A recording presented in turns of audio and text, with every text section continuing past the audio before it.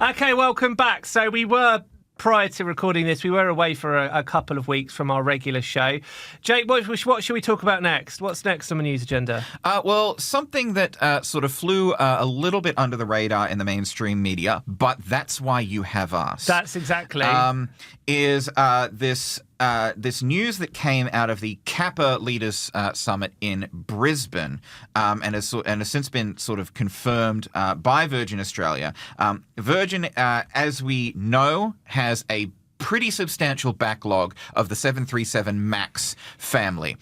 They had an order of 14 MAX 8s and 25 MAX 10s. Now, the MAX 10s still have not received certification in America, so those are a long way off. And Virgin, in the interest of getting more planes now and sort of shoring up its supply chain or its supply line for its fleet renewal program, has converted 12 of its MAX 10 orders into MAX 8s. So it's like, we would rather have the MAX 8s now than have we would rather have smaller MAX 8s now than more larger MAX 10s at some point. Yeah, so the kind of the background is this is all a kind of a messy, tangled web of both supply chain issues globally that are affecting everyone and the kind of Boeing-specific problems. We won't go in too much, about what happened with the MAX earlier this year, where the door plug flew off. This incident caused the FAA, I think it was them, to actually put a cap on the amount of MAXs that were able to be produced. I think that cap is still there. The MAX 10 is a separate aircraft which has not actually been certified, but clearly you would imagine all the kerfuffle with the MAX 9 is, almost likely delaying this as well. So Virgin have come to this decision that, like you said there, it's better just to get some planes in than necessarily get exactly what we want. But that does reinforce how this has been such a big issue for the whole global aviation industry. It does feel quite incredible that they would, understandable totally from Virgin's point of view, but quite incredible that they're effectively going to go for something that's not quite as good just because they need to get planes.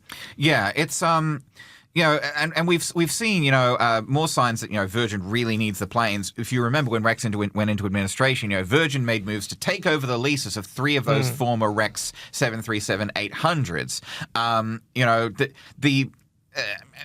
And going back to Bonso again, one of the reasons that Bonso went under was because it just did not have enough planes. It did not have enough planes, and so it could not, service all of it. It was running its planes ragged, basically. And also you had Virgin, when Rex went into administration, I think it was 3 of the leases of Rex's. Yeah, that's what I just mentioned. Yeah. So we've had those taken over as well. So, yeah, I mean, it's this global struggle to get hold of any aircraft whatsoever.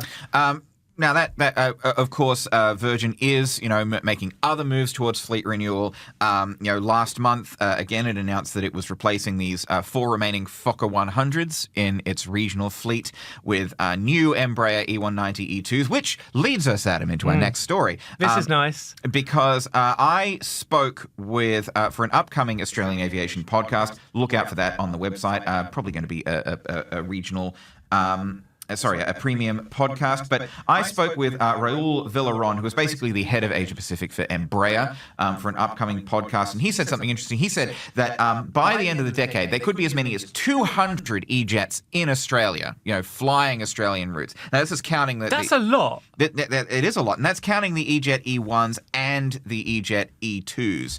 So more than 200 E-jets in Australia by 2030. Now, at the moment, there's about 60 E-jets in Australia, most of which are operated by Alliance.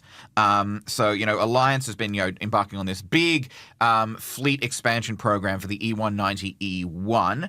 And then you've got, of course, again, Virgin Australia ordering these 8 E2s. But, Raul Villaron said to me, he said, Australia is top 5 worldwide for Embraer in terms of fleet size per country. He said it's an important market in Australia. He says that 200 is a conservative number by the end of the decade. He said says he says they'll have more than 200 aircraft before 2030, and this would be not just the traditional FIFO market, which is where you usually see the E190s. You know, people like Alliance and National Jet Express are flying these E190s, but regular passenger transport as well. He said, and I'll quote him here. He said, "When you look at the market demand and the need for connectivity, need for frequencies, there is a need of right sizing in Australia. Lots of aircraft flying with low load factors, lots of underserved markets, secondary markets that only have one flight a day or even less, 3 per week." He said, "We see there that Embraer could play a role in helping smaller cities in Australia to be connected to the main hubs, to be well served by aviation."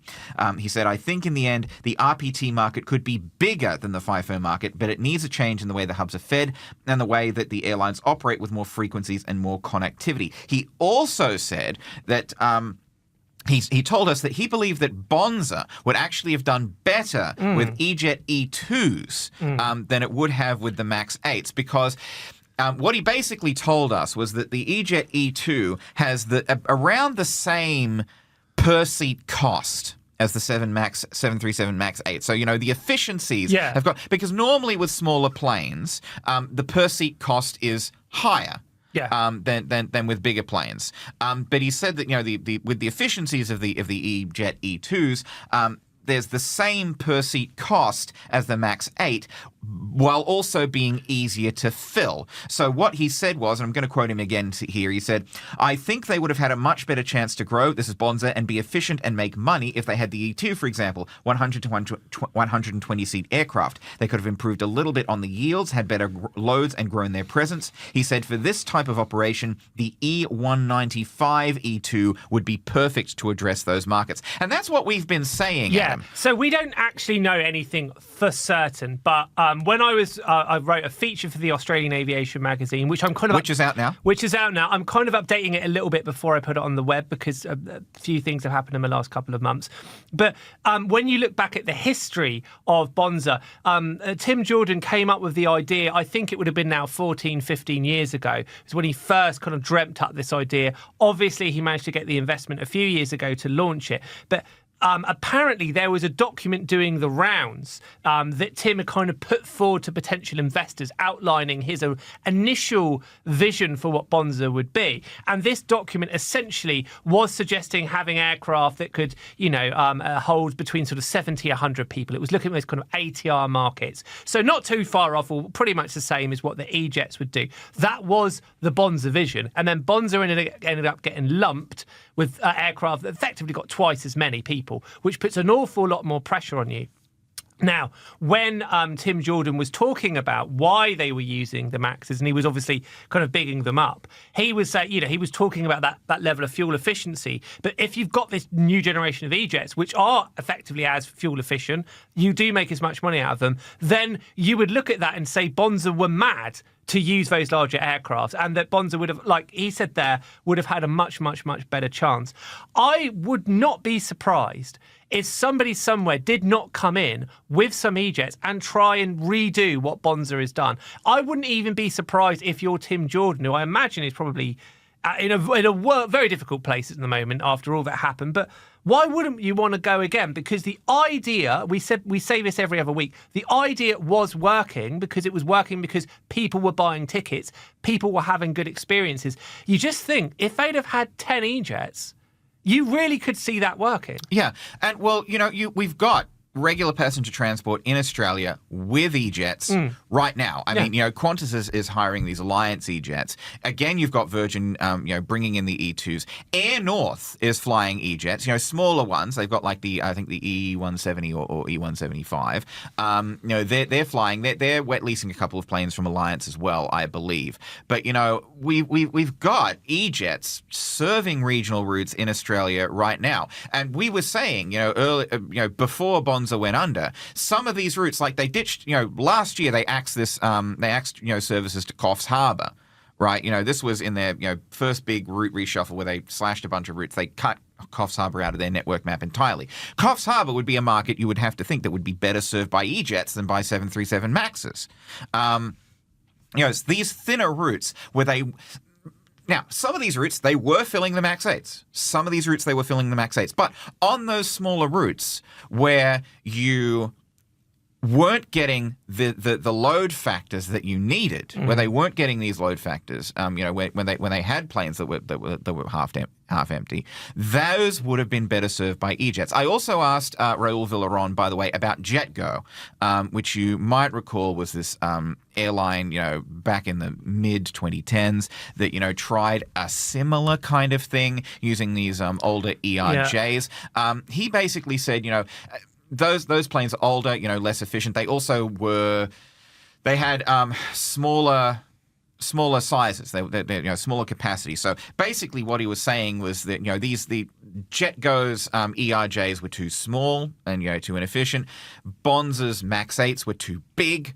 The E-Jet E2s, the E190s to E195s, that's about the right size. So, of course he would say that because he's selling E-jets, but surely no one is better placed to know the capabilities of the E-jet than the people who make them. All I can think of in my head is the amount of times you've basically insinuated that a place would be better served with idiots because E-jets, like it's like, I'm talking in Irish. So you're like, Coft Harbour, they need to get some more E-jets. We need to get more E-jets everywhere. That is why the people. I mean, Adam, if you look at the state of politics in this country, you'll find that most of Australia is served by E-jets. Yeah. This is why those horrible people on social media say we don't know what we're talking about, because this is the level of analysis you're getting here. But we did also very, very briefly have wrecks using E-jets. Using E190s. They use their FIFO. These National Jet Express ones.